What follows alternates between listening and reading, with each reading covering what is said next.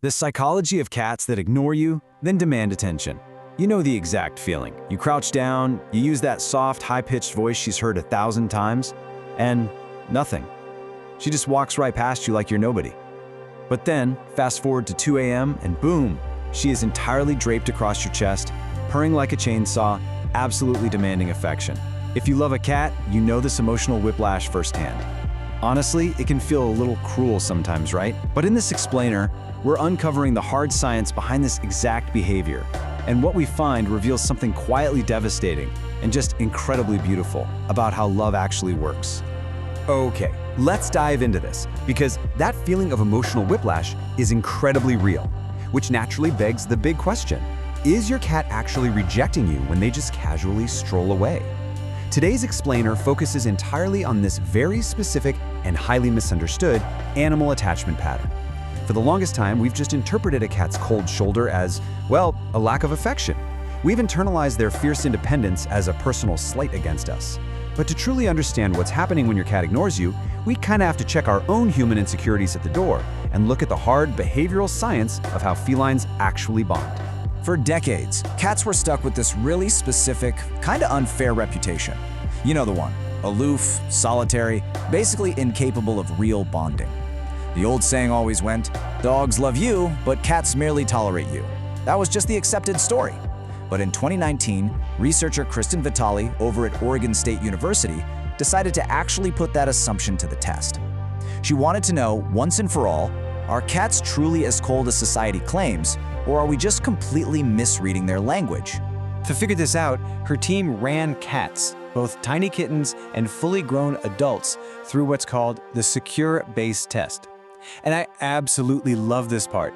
This is literally the exact same method developmental psychologists use to measure attachment in human infants. The setup is heartbreakingly simple. A cat and its owner sit in an unfamiliar room. Then the owner leaves the cat entirely alone for 2 minutes and then returns. The researchers weren't looking for meows or scratching at the door. They were watching for one highly specific reaction. How did the cat behave the absolute second their person came back? Now, what's really interesting about this slide is the data this test revealed. It is absolutely staggering. When the owners walked back into the room, nearly 2 out of every 3 cats, 67% of them, calmed down instantly. They visibly reoriented themselves, relaxed, and just went back to exploring the room.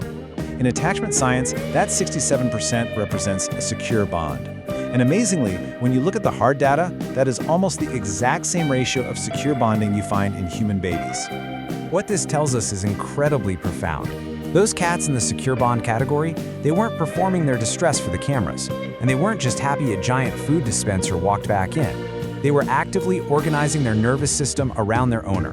They were using their human as a safe foundation, a secure base to stand on while they faced a scary, unfamiliar world.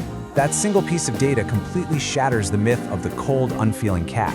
It means that the very same animal that totally ignored you in the hallway an hour ago is, more often than not, deeply and quietly anchoring its entire sense of safety to your physical presence. Which of course naturally brings us to the big complication in our narrative. Think about it. If the attachment data is this incredibly strong, if 2/3 of cats view us as their fundamental safe harbor in the world, why do they still routinely act like we don't even exist?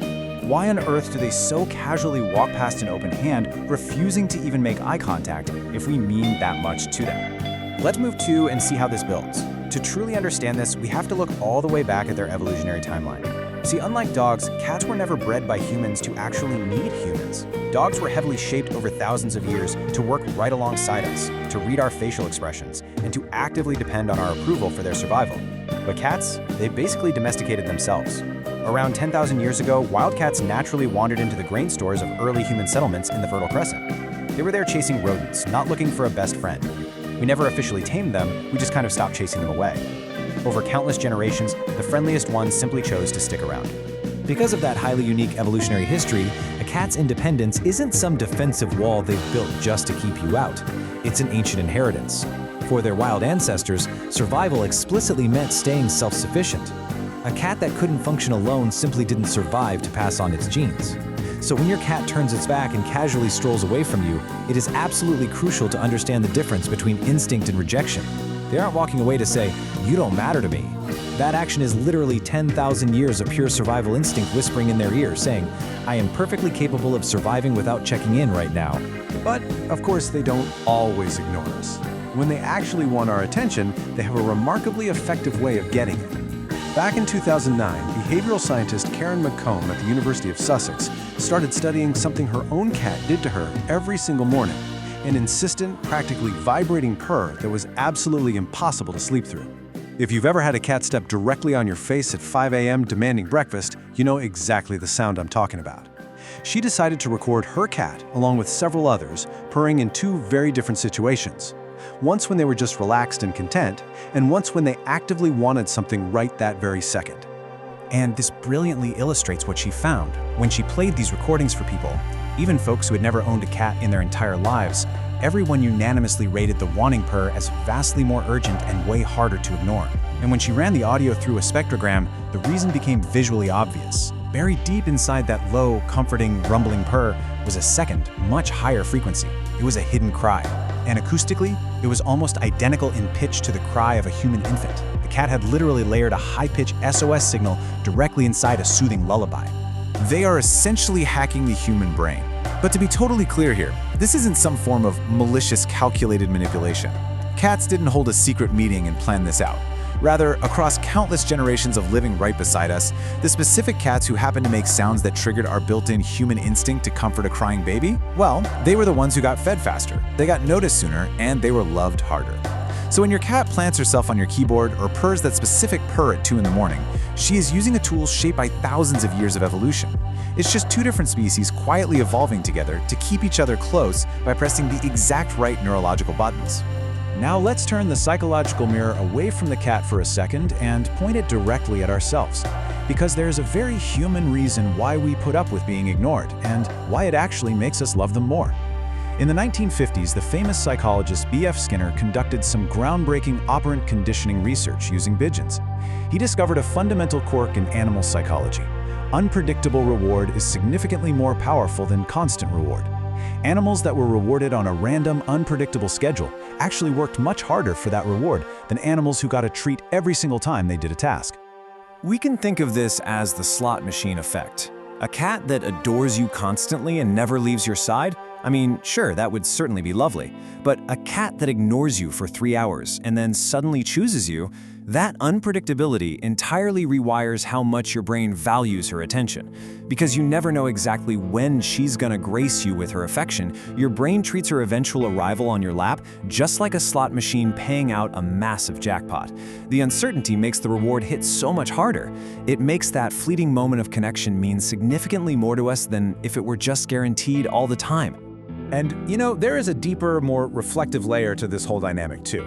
Psychologically speaking, this resonates powerfully with a lot of people. For anyone who grew up feeling like they had to constantly earn love, who learned early on that affection wasn't simply guaranteed, but rather something that had to be waited for and won, there is something oddly familiar about a cat. People find a strange, comforting resonance in a creature that makes them wait too. It probably shouldn't feel like home, but for a surprisingly large number of us, it genuinely does. We find a weird sort of comfort in the space between the ignoring and the eventual arriving. So the crucial point is, how do we synthesize all of this the next time our cat walks right past us in the kitchen? Well, we have to reclaim that Oregon State data. Remember, nearly 2/3 of cats display a secure attachment. They are rooting their nervous system entirely in your presence, much like a human child does with a parent. But they balance that deep, secure bond with 10,000 years of hardwired survival instinct, an ancient instinct that constantly reminds them they are capable, independent hunters who just don't always need to check in. When you put that deep attachment and that fierce independence together, you arrive at the real truth of the human-feline bond. Listen, your cat isn't ignoring you because you don't matter.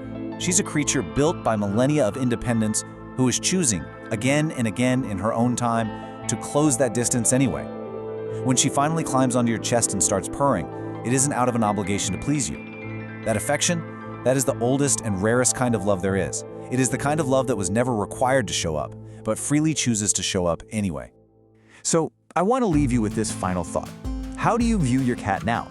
Does understanding the science of their secure attachment and their evolutionary independence change how you interpret their behavior? If your cat ignored you today, hey, don't sweat it. She's probably already calculating the exact right moment to come back and demand some pets. Let me know your thoughts in the comments, and be sure to subscribe to The Explainer for more deep dives into the fascinating psychology hiding right there in our everyday lives.